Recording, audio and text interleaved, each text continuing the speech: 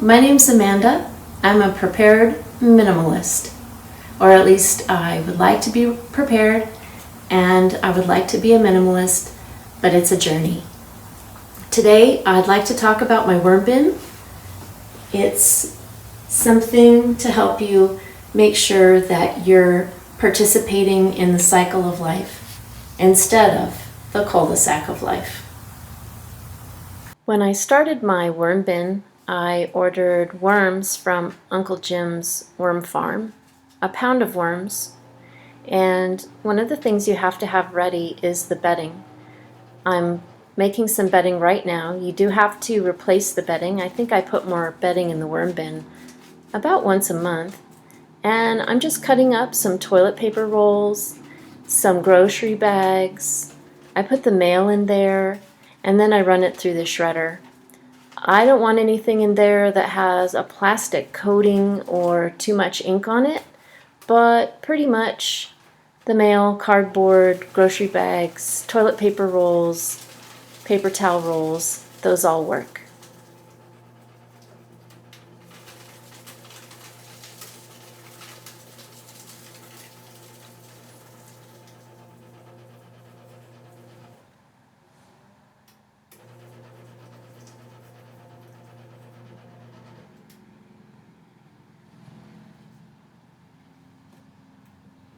For my size of worm bin, I'm going to fill this container with the shred. I'm going to fill it to the top because when I add water to this shred, it's going to compact down a little bit, so I'm going to go ahead and fill it to the top.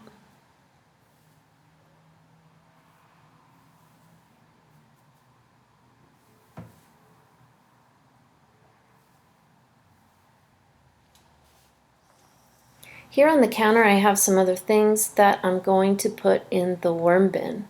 But right now I am just slowly dripping some water and stirring the shred around so I can get it evenly moistened, no dry clumps.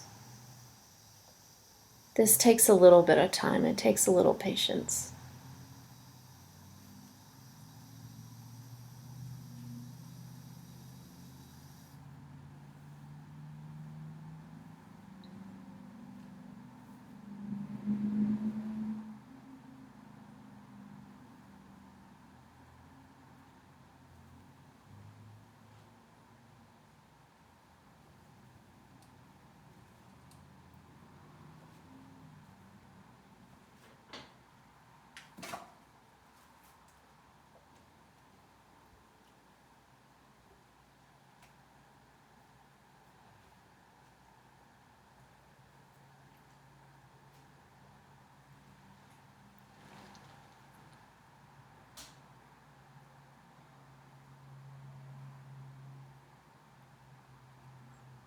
So right now I have some dryer lint. I got this out of the lint trap of the dryer.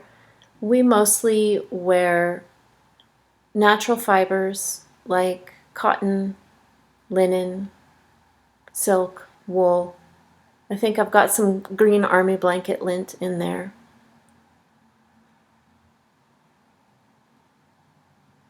I'm just crumbling it up so that it can get moist and get distributed with the rest of the bedding.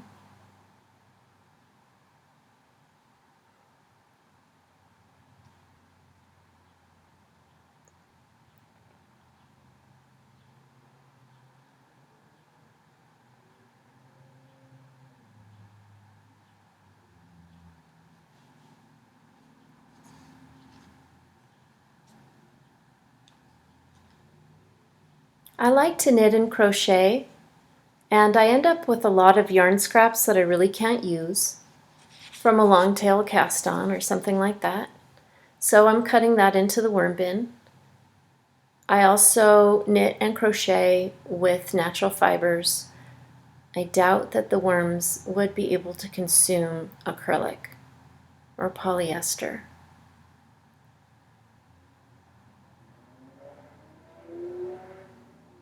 This is kind of gross, but I seem to shed quite a bit of hair that ends up in my hairbrush, and I'm putting this in the worm bin, and I'm clipping it and cutting it so that it's not in long strands, because when you're stirring up the bedding and your hair is winding around your fingers, that's pretty gross.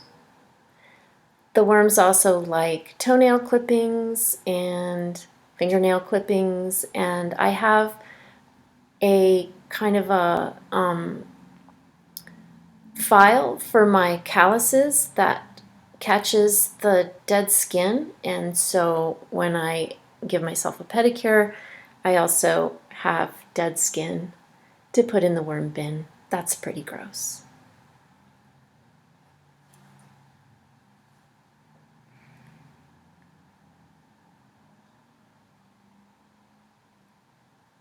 I'm recycling myself. I got some dirt from the backyard. The worms like to have some grit is the main thing for this. It could just be sand that you pour in there, but I had some dirt from some potting things that I'd done. It's kind of old spent dirt. And then, of course, the worms really love dried leaves.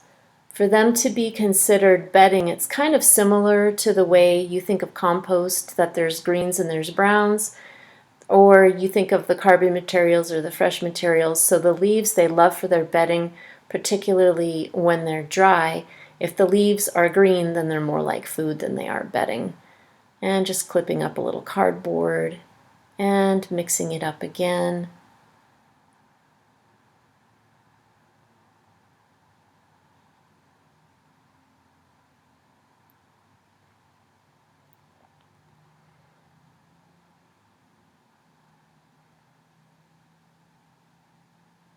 Just trying to get some even dampness there.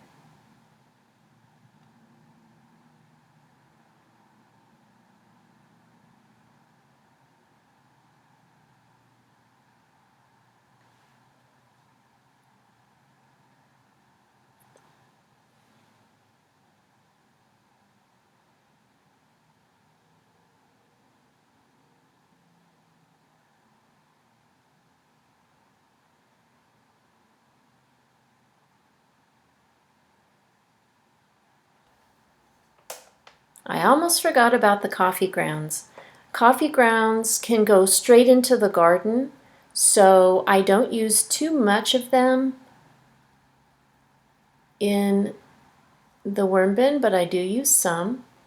And here I'm just kind of squeezing the worm bedding to show you that it shouldn't be dripping wet, but if you pick it up and squeeze it, the water should drip out. I like to give them a little bit of the coffee grounds for the grit. Now I'm turning my attention to the food. So what I have here is a pellicle from my June SCOBY hotel. So I'm just gonna cut that up into little pieces. But I do rinse it first because this June got too cold and it ended up a little yeasty. And also the liquid in the SCOBY hotel, the June, is extremely acidic. It has a very low pH. And if there's something to really, a worm bin's very low maintenance, but one thing you do need to be aware of is you really don't want it to get too acidic. So I wouldn't put pine needles in there. I wouldn't put citrus fruit peels in there or citrus fruit. And I'm really careful with anything acidic that goes in. I try to keep more vegetables than fruit in there, because if the worm bin becomes too acidic, the worms are really miserable and they try to escape.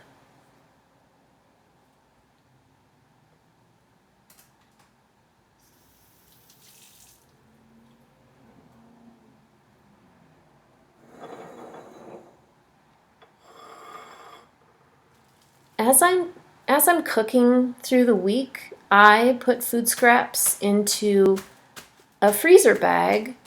I also use a freezer bag for my stock scraps, like onion, carrot, celery, things like that, herbs. But for the worm bin, I would put in cabbage and eggshells and just anything that you can't use for a stock bag.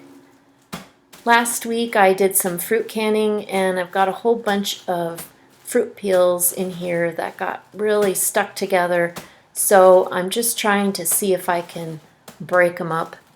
They'll of course melt and separate once they're in the worm bin, but I do try to keep it a little more compact for when I put it in the worm bin.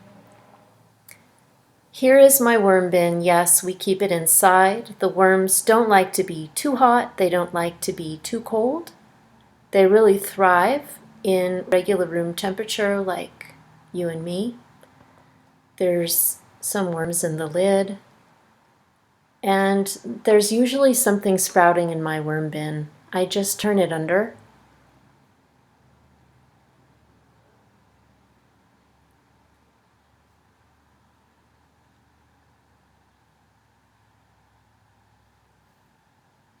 I've got some escapees. Since there's several worms that are trying to escape, that makes me think there's something they're not quite liking about the worm bin. And in fact, it just might be that it's really time to add bedding and that they're feeling too crowded and they just need some more bedding. So putting my pellicle in, just pushing the worm castings away from the corners so that I can put the food scraps down in the bottom. And then when I'm done doing that, I will push the dirt back over the top. It's very important to push the dirt back over the top because that is what's going to prevent the worm bin from smelling or from attracting pests. You may be able to notice that the corners are fairly sunk down as compared to the middle, and that's because I did the same thing 1 week ago where I fed the worms and pushed the soil over, and then as they are eating the food underneath the soil, it becomes depressed there in the corners.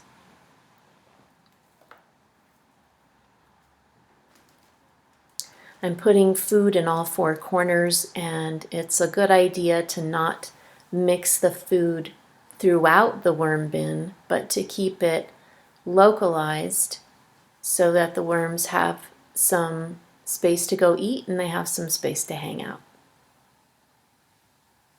You might be able to tell when you're looking at the worm bin that I have 3 bins stacked up on top of each other.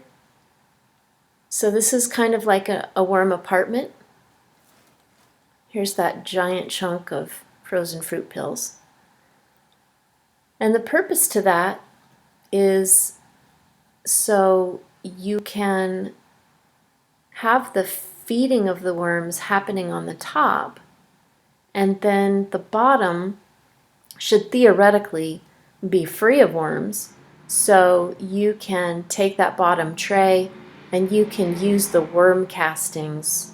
I'm sure it probably has a lot of worms in it, but I think that in the past I have not built the layers up. I've started a new layer more quickly than I needed to.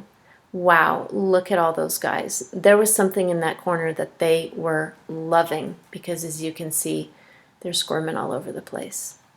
That's how I know when they're excited, when they're all like hanging out in one corner, chowing on something and wriggling around. It might have been my experiment with the avocado pit. I was wondering what would happen with the avocado peel and the avocado pit. And when you have something with a pretty stout skin on it, they eat it from the inside, and then you can kind of like lift it up and look inside, and it's just full of worms, big glob of worms.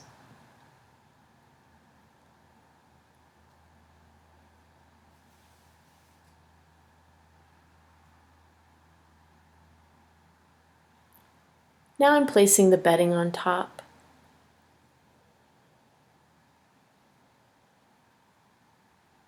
They seem to enjoy the bedding. They seem to dive right in.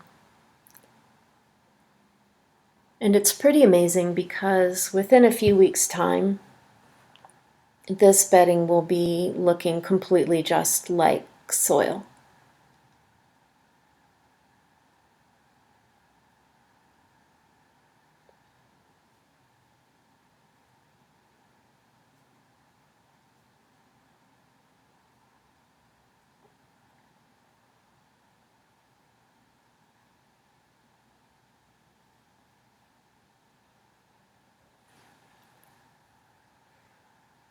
I do have some extra moisture in the bottom of this container, but the bin itself is plenty wet, so I'm just going to use that water to water some plants. I'm not going to put that water into the worm bin.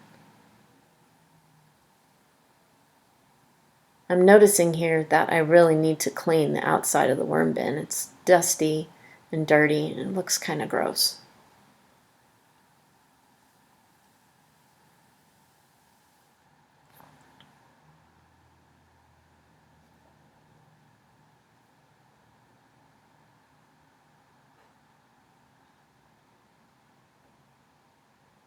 You may notice that I have a glove. I'm not that brave yet. For a while I made my husband feed the worms, and then I got brave enough to use a glove.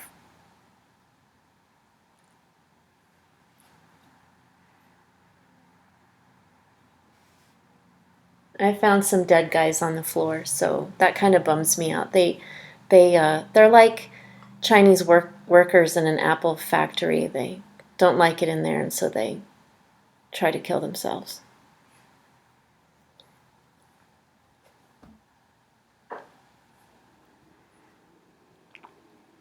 Got to make sure that lid's on tight.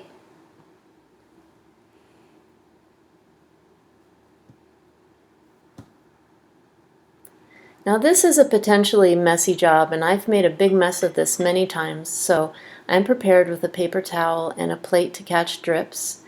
And here I have the funnel, and what I'm doing right now is I'm siphoning off the worm poop juice that is at the bottom of the worm bin. They put in a spout just for that. And I'm just filling up my bottle. This is something that you can water your plants if you dilute it. It's excellent for them. They love it. The plants love it. I think it looks like cold brew coffee. Maybe it's a little mean for me to put it in a beverage container, but I don't think anyone would drink it by accident because it doesn't really smell very good.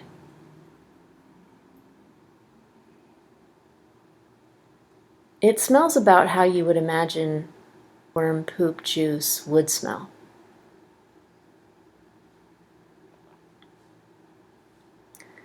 So one of the things that's really satisfying about having a worm bin is, when you think of the web of life and there's producers and consumers and decomposers, well, as humans, we are consumers and we can steward gardens that are producers, but when you have a worm bin, you are growing some decomposers and you're completing that cycle.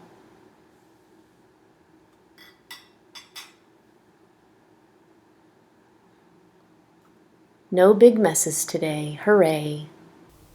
I went to my local nursery today and I saw that they had bags of worm castings that were 0.7 cubic feet, and it was $25.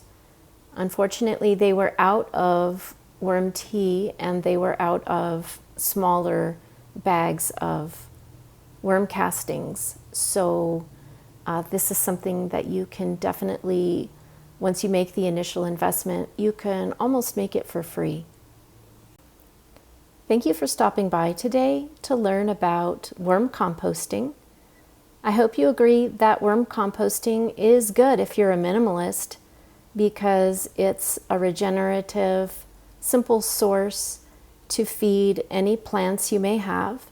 And I hope you agree it's useful content for a prepper because it will help you build your soil, become more independent because you're producing what you need to build your own soil, and it's also a regenerative item that's potentially barterable, whether it's the worm compost tea, the worm castings, or even the worms themselves. What about this video grossed you out the most? Please leave your comment below. And if you enjoyed the content of this video or found it useful, please give me a thumbs up. And if you would like more minimalist prepping content, consider subscribing. Thanks again for joining me. Bye.